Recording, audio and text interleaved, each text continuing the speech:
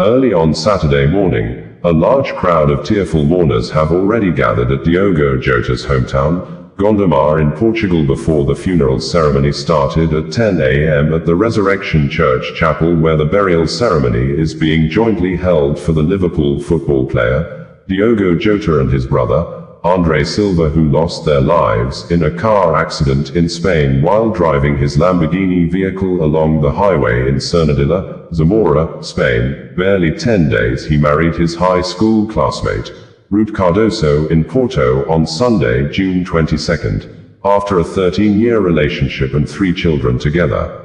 Local media and residents at the funeral ceremony reported that the players and technical staff of Liverpool have already arrived at the Resurrection Chapel in Gondomar for the funeral of the Liverpool forward, Diogo Jota, and his brother, Silva. The Liverpool squad, as seen in early videos and photographs from the funeral led by Virgil van Dijk and Andy Robertson, have arrived in Gondomar as Virgil van Dijk carries flower design of number 20 for Diogo Jota and Andy Robertson carries the number 30 for Diogo's brother, Silva. Hundreds of mourners lined the streets of Gondomar to pay their final respects to fallen Liverpool star Diogo Jota at the city's chapel. Newly appointed manager Arne Slot was also among those in attendance, leading the group as they approached the church. Reuters had on Friday reported that hundreds of residents of Gondomar in northern Portugal filed past the bodies of former Liverpool footballer Diogo Jota and his brother Silva at a chapel in their hometown on Friday, after the deaths in a car crash in Spain. Adding, at an earlier private wake, Prime Minister Luís Montenegro, FC Porto President André Villas-Boas, Portuguese Football Federation President Pedro Proença, and Jota's longtime agent Jorge Mendes joined the brothers' family, including Jota's wife Rute Cardoso, who had married the footballer just weeks earlier.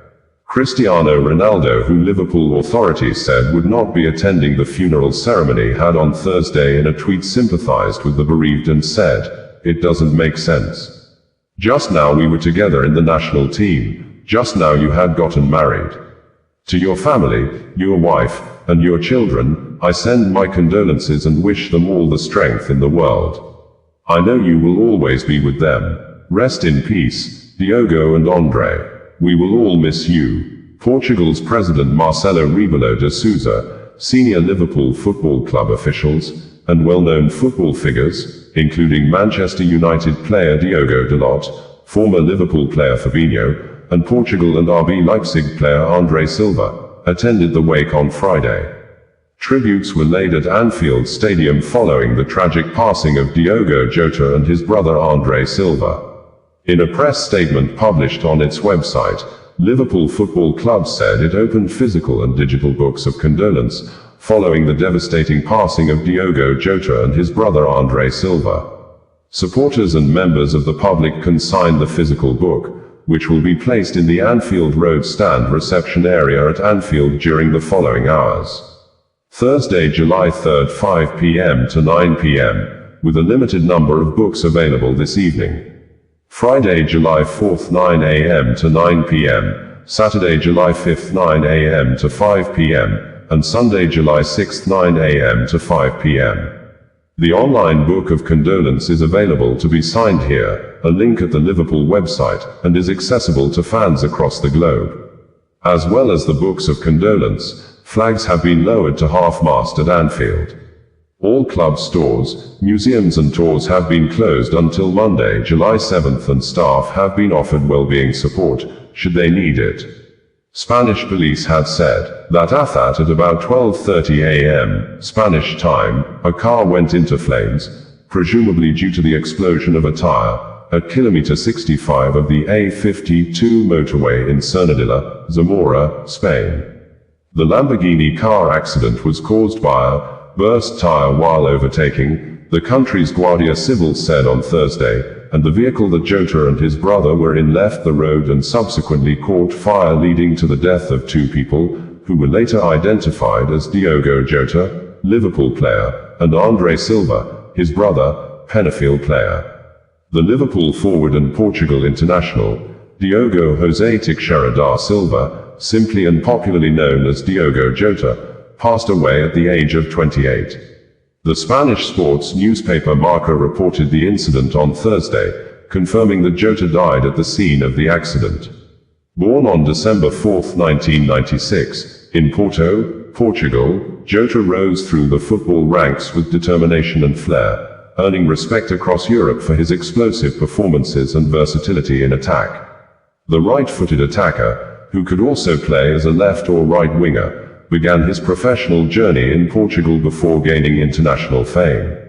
Jota joined Liverpool FC on September 19, 2020, from Wolverhampton Wanderers and became a crucial part of the Reds' attacking options. It is widely reported that as of May 2025, his market value stood at €40 million, peaking at €60 million in December 2021.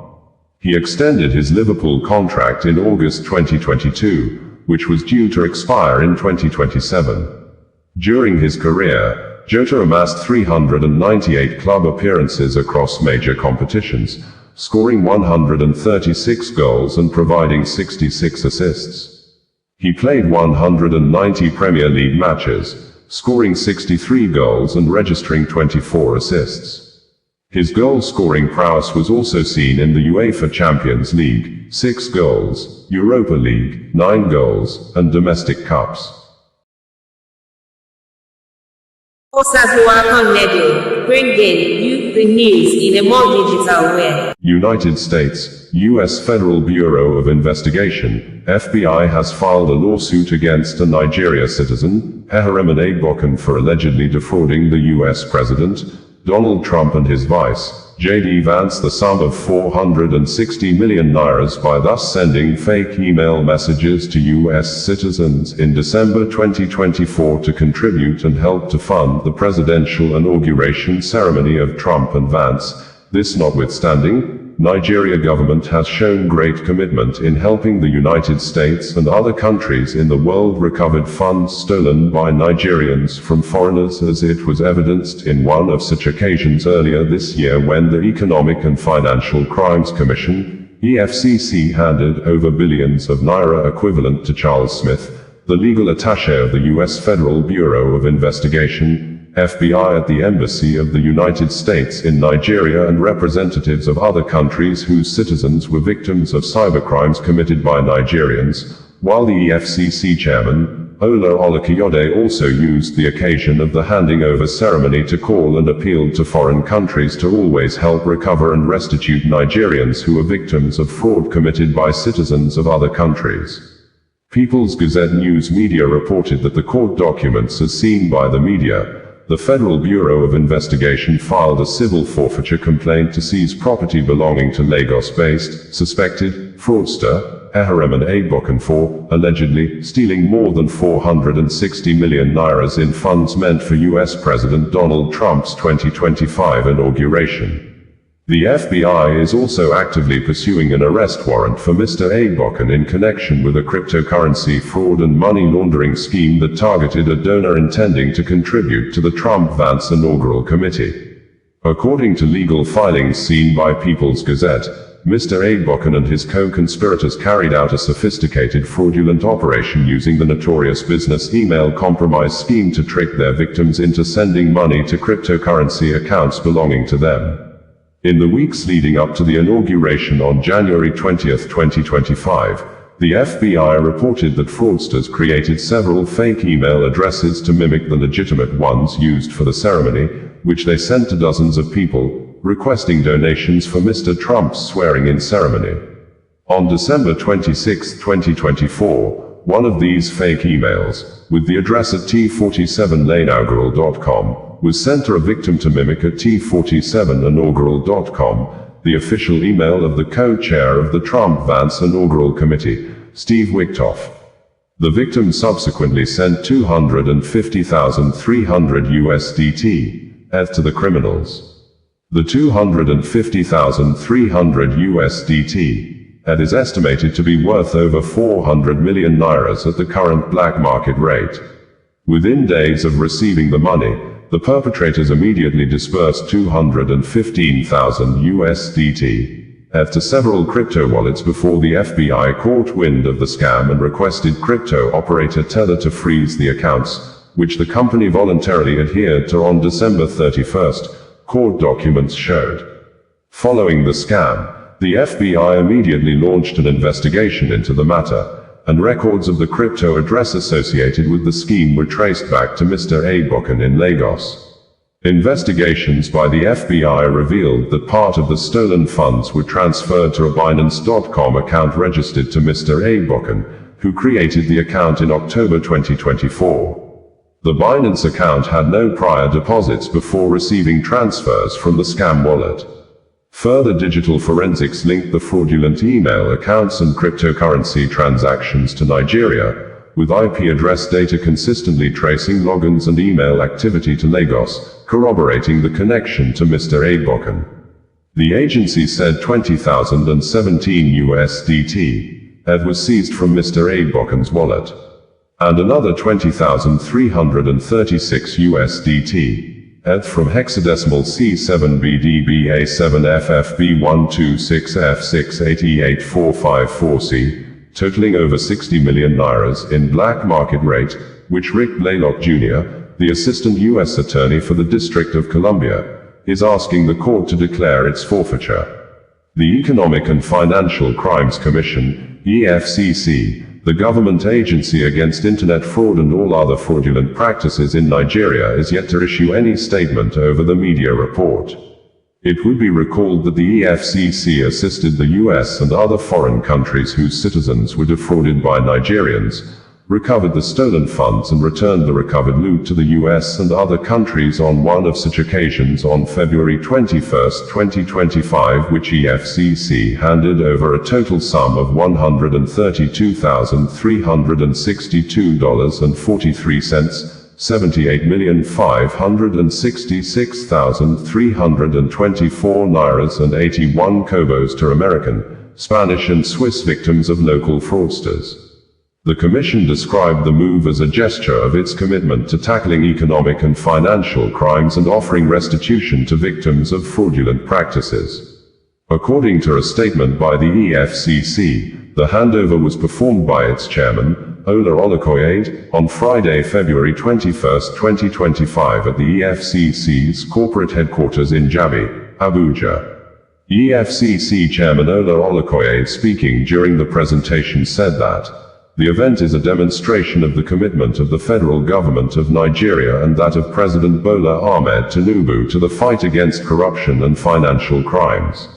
A commitment to good governance, a commitment to stimulating the economy, and a commitment to prove to the entire world that Nigeria is not a safe haven for financial crimes, a commitment to international cooperation and international synergy in the fight against financial crimes, which you will agree with me, has become a global crime. The statement also read, "We are here to demonstrate that the federal government of Nigeria, through the Economic and Financial Crimes Commission, EFCC, is ready to do everything possible to prevent financial crimes from being perpetrated in our system. And when one has taken place, to investigate where assets are involved, to trace, to recover, and where necessary, prosecute. We don't just recover, we restitute the victims. We are here this morning to restitute those who were victimized through the perpetration of economic and financial crimes. It is important to know that once the proceeds of crime are recovered, the most responsible thing to do is to restitute the victims. Handed over in addition to money are vehicles and real estate to citizens of Spain, the United States of America and Switzerland. Acting Ambassador of Spain to Nigeria, Maria Higgin Velasco, received the sum of $1,300 and evidence of 30 million nairas already transferred to the Embassy of Spain in Nigeria for onward transmission to a victim, Maria del Rosario San Jose. Florent Gil, Senior Political Officer, First Secretary, Embassy of Switzerland, received $100,011.43, $100,011.43 on behalf of a victim, Chantai Helen Lavancy, formerly known as Chantai Helen Maida.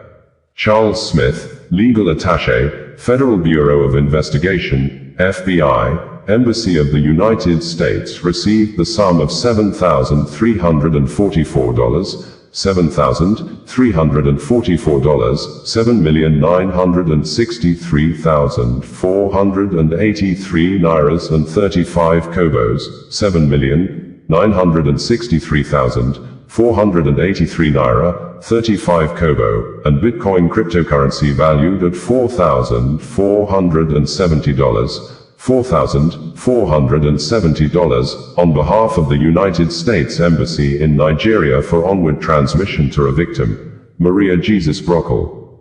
Also received by Smith was Mercedes-Benz E554 Matic chassis number WDDHF9AB6AA111112, Mercedes-Benz C450 AMG with chassis number WDD20J0641F282467, and one residential bungalow, located at 1719th Seaman Street, Ungua Meguro, Kaduna State, on behalf of the United States Embassy in Nigeria for onward transmission to the crime victim. Additionally, Smith received the sum of $7,527 on behalf of the United States Embassy in Nigeria for onward transmission to the victim of the crime, Michael Smith. He also received the sum of $11,710 on behalf of the United States Embassy in Nigeria for onward transmission to the crime victim, Cherrelle Williams. Lastly, Smith received the sum of $32,639,358 Nairas and 11 Kobos, $32,639,358 Naira, 11 Kobo, on behalf of the United States Embassy in Nigeria for onward transmission to the crime victim, Marva Marrow. In her remarks, Her Excellency Velasco expressed gratitude, adding, "This is a sign of the collaboration between Nigeria and Spain, and we are very grateful for this collaboration." Smith said, "As the FBI legal attaché and the representative of the US government, I want to say we personally appreciate this. Many here may not understand what the impact this has to the victims. This gives them complete closure and it allows them to feel whole again. So we really do appreciate and we thank the EFCC. The EFCC is just not operating in Nigeria. The EFCC is a major global contender, and you should recognize that every time. On behalf of the government of Switzerland, he'll thank the government of Nigeria and EFCC for the recovery and restitution. I thank the Nigerian government and especially the EFCC for the work they have done to combat internet fraud and other financial crimes. Today's restitution of money obtained from a Swiss citizen demonstrates the effectiveness but also integrity, professionalism, courage and collaboration that occur between Nigeria and Switzerland. So, thank you for this exemplary collaboration and work in making the digital world safer and better regulated. Switzerland will continue to work alongside the Nigerian government in the service of the security of our respective people. So, thank you again, he said. The Permanent Secretary, the Foreign Affairs Ministry, Umar Ahmed, thanked Olukoya for his efforts in the anti-corruption fight and conveyed the felicitation of the Honorable Minister for Foreign Affairs, Yusuf Tuggar, and the Ministry to the EFCC and the Nigerian government. According to him, this is really an unprecedented development, and you cannot believe the impact that this development will have on the mandate of the ministry, because it makes our work a whole lot easier because it really enhances the credibility of Nigeria in the international scene. And it will also go a long way in restoring investors' confidence in the country. And the ministry is very well with you in pursuing this mandate and want to thank you for this initiative. It demonstrates the support of our President, Bola Ahmed Tinubu, in the fight against corruption and also in strengthening the EFCC in carrying out its mandate. All of us in the ministry are really happy with this development and we'll keep on working with you and supporting you and in carrying your mandate.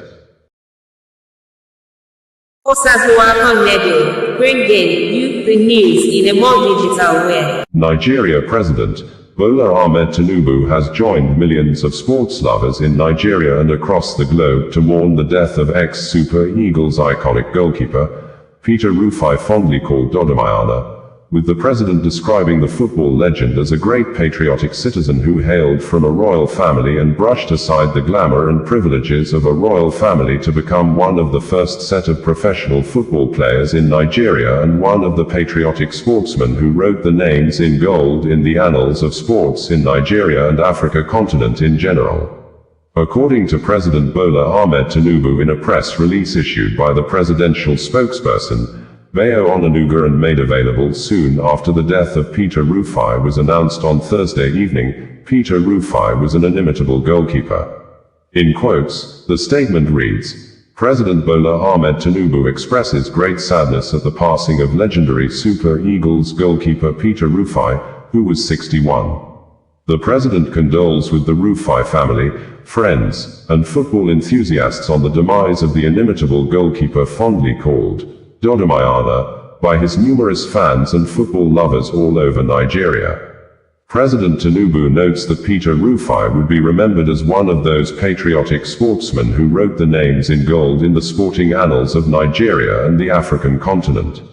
I recall with fond memories the heroic contributions of Peter Rufai in the historic victory of the Super Eagles at the 1994 edition of the Africa Cup of Nations in Tunisia as the first-choice goalkeeper, followed up with Nigeria's equally epoch-making first appearance at the FIFA World Cup competition, dubbed USA, 94.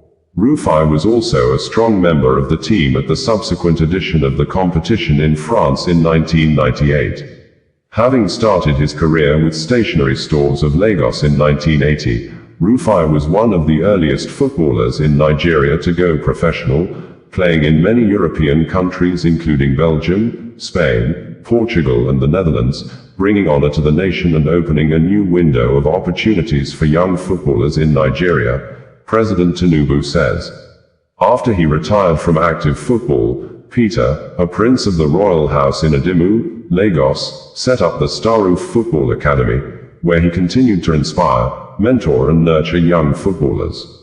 President Tinubu prays for comfort for all who mourn Rufai's loss and for the repose of Rufai Su. July 3, 2025 was more or less like a Black Thursday for football lovers across the globe as the death of the Nigerian legend comes as a dark day for the global football community. It also coincided with the sudden passing of a Portugal-born Liverpool forward, Diogo Jota, who died in a car crash in Spain alongside his brother. Multiple reports indicated that Peter Rufai passed away in the early hours of Thursday after a prolonged illness, according to close family and friends.